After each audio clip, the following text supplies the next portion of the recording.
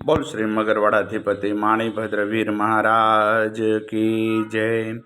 आज चैत्र वद आठम ने सोमवार तारीख 21/4/2025 आप मगरवाड़ा माणिभद्र दादा लाइव दर्शन कर रहा छो। આપણે સૌ ભક્તો દાદાને સ્તુતિને સ્તવના કરીશું।